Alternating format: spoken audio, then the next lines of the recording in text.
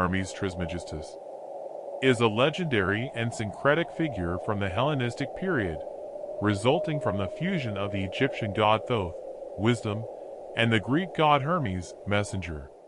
He is considered the supposed author of Hermetic literature, such as the Corpus Hermeticum and the Emerald Tablet, the foundation of alchemy, magic, and Western esotericism. In this video, he explores the theme of initiation according to Hermetic principles.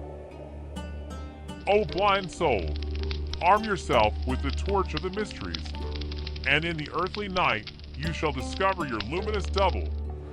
Facing Babylon, metropolis of despotism, Egypt was the citadel of sacred science, a refuge, a laboratory of humanity's noblest traditions.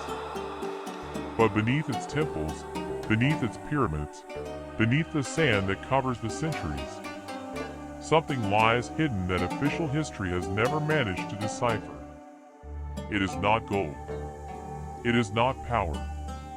It is a doctrine, an ancient fire, the key to past and future existences.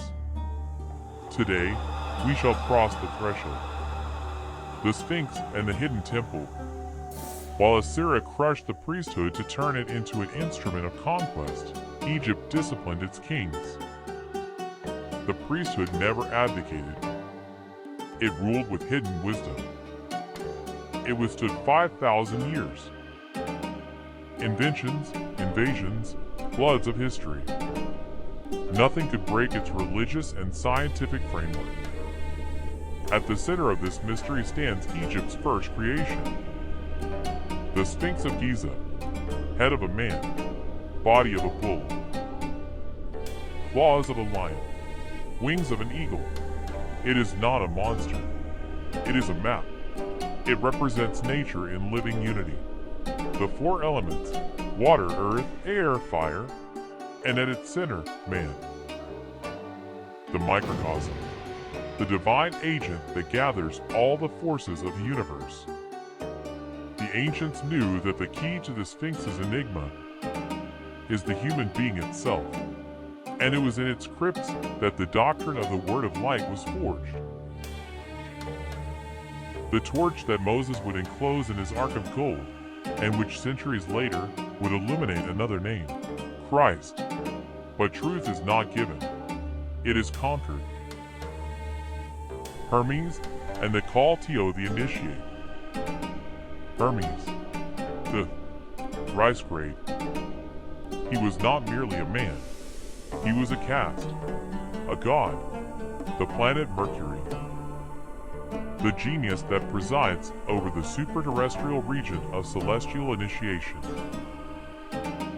The Greeks called him king, lawgiver, and priest, because in those times, spiritual power, justice, and the crown were one and the same. 42 books on occult science were one and the same. 42 books on occult science were attributed to Hermes. But he himself warned his disciple Asclepius, "None of our thoughts can conceive of God. What is eternal cannot be measured with the short rule of time. God is ineffable. Yet, the hidden God grants the chosen the faculty to rise above the natural, to perceive, even if only for an instant, the radiation of his perfection. That perception demands a price. For no one enters the sanctuary without passing through the trial. The trials of the threshold. The aspirant arrives at the temple door. The Hierophant looks upon him. A single question decides his fate. If he persists, he enters a black vestibule. Statues of animals watch him. At the far end, a mummy and a skeleton face to face. A hole in the wall. A passage so low that one can only enter by crawling. Here perish the mad who covet knowledge and power. The voice repeats 7 times. The path descends. He reaches a bottomless well, an iron ladder. Absolute darkness, but to his left, a crevice. a spiral staircase that saves him from the abyss. He climbs. He reaches a gallery illuminated by caryatids. 21 paintings on each side. 22 arcana, the alphabet of occult science. Each letter, each number, a ternary law that vibrates in the divine world, in the intellectual, and in the physical. Then, the trial of fire, a bonfire that seems to consume.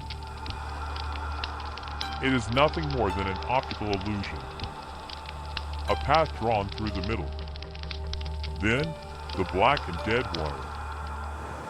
And finally, a grotto, a bed, silence.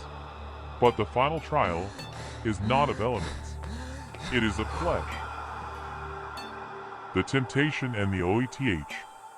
In the half-darkness, a figure appears, a cup crowned with roses.